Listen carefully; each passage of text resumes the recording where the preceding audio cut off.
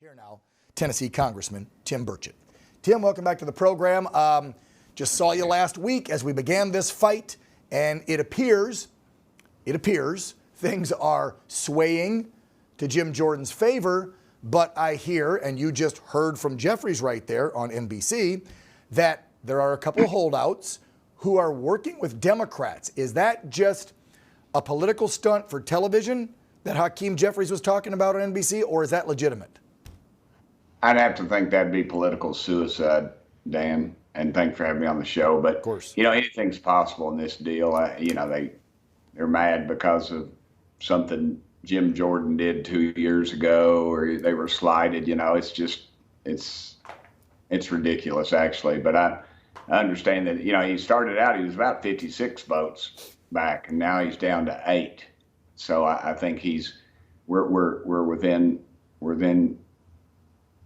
the distance. I think we could pick off a couple of those, and the others would go with them, because I think a lot of them are kind of waiting on the other guy, and I think more of it has to do with people like Matt Gaetz and myself, their dislike of us, and maybe President Trump or something else, right? Whatever reason, but I think Jim Jordan, as you know him, yep. He's I think he can handle the job, and all the criticism that have been thrown at him are ridiculous, and the grassroots loves him. There is nobody in this country.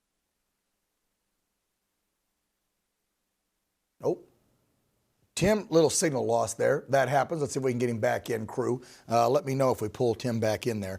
One of my next questions, Tim, was going to be what I keep hearing. I'm here. Are we getting back? There we go, Tim. We got you back. So my next question to you would be a simple one. I was watching, I think it was Faux News, one of those other networks, and they had one of those 8 holdouts, and I forget, pardon me, which gentleman it was. It was either one from Oklahoma or Florida, because I noticed like 6 of the 8, you got 3 from Oklahoma and 3 from Florida that are holding out. I don't understand what's going on in these 2 states. But anywho, whoever it was, they caught him in the hallway this morning, and he literally said he wasn't going to vote for Jim because he didn't want to give Matt Gaetz and the 7, which is you, Tim, a win. Is this freaking high school where, and this man had to be in his 50s, a member of Congress who says he's in the Republican Party, who sees that there's 200 and probably, 209 votes to get to the 217, right? All ready for Jim. And he's out there talking to cameras and reporters and saying, I'm not going to go for Jim because that would give Matt Gaetz a win, and I don't like Matt Gaetz. What is this? I don't know, man. That's not going to translate very well at the ballot box, I can tell you that. Because Gaetz is pretty popular down in Florida. He gets it. He's not popular up here, but he doesn't run up here. And he gets this game better than most. I think that would be underestimating Matt Gaetz in Florida would be a very bad mistake. And yeah. A lot of these folks don't understand the power of the grassroots and the social media, how this works now. And Matt is very social media savvy, as you know, and he gets it. And so I think that would be that'd be ill-advised if I was in their corner. Yeah, I think it'd be easier to primary their butts because I've never heard of most of these final 8 that are holdouts. Seriously, I saw that Buck from Colorado came around. He was one of the final 10 or dirty dozen, but Ken Buck came around. And these 8, I've literally never heard of one of their names. They don't make headlines. They're not out there writing up legislation. They're not on big committees that I know of. I haven't seen any of them making a huge difference for the American people or fighting to keep America first, like you, Matt Gaetz, Jim Jordan, and a lot of the Freedom Caucus people.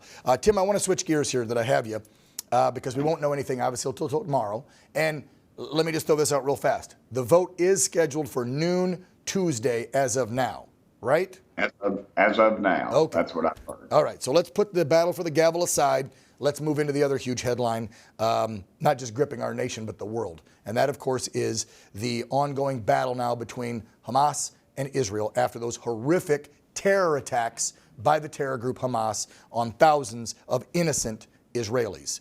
Joe Biden is on 60 Minutes yesterday, asked if we have the capacity to do 2 full wars again, because it looks like they're going to drag us into Ukraine. And now, obviously, with Israel being an ally, we could end up with boots on the ground there. So I want to play this soundbite from our alleged commander-in-chief and get your reaction on the backside, Tim. Are the wars in Israel and Ukraine more than the United States can take on at the same time? We're the United States of America, for God's sake. The most powerful nation in the history, not in the world, in the history of the world. The history of the world. We can take care of both of these and still maintain our overall international defense.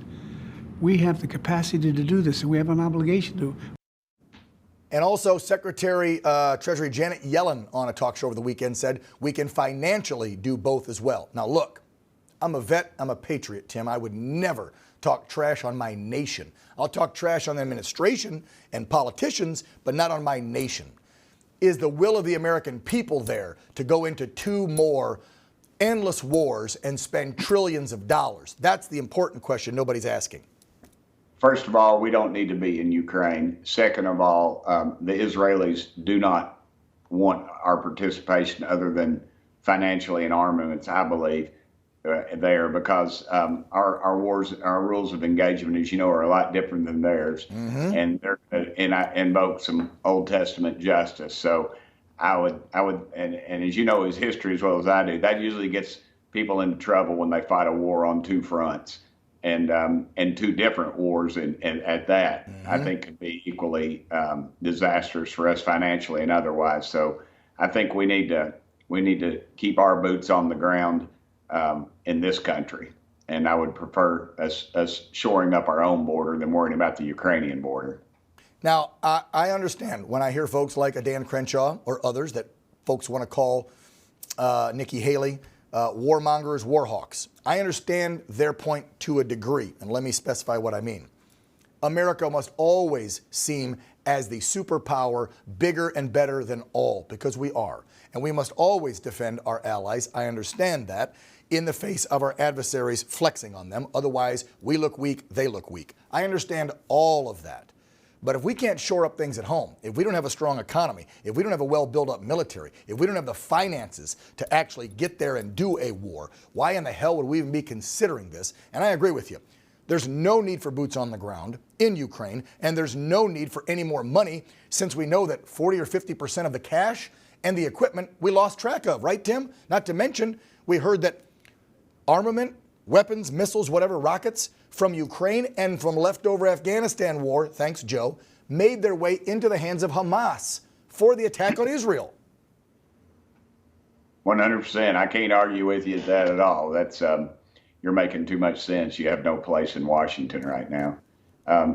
We know Afghanistan. We left billions of dollars on the ground there, and I suspect it's all over this deal in Gaza. You can't prove it. Somebody will prove it. I can't prove the Iranians are involved in it, except for when their leaders say they are. Yeah. And our State Department, is still trying to figure out which way is up. So I'm kind of at a loss on all that. But I go back to my original premise.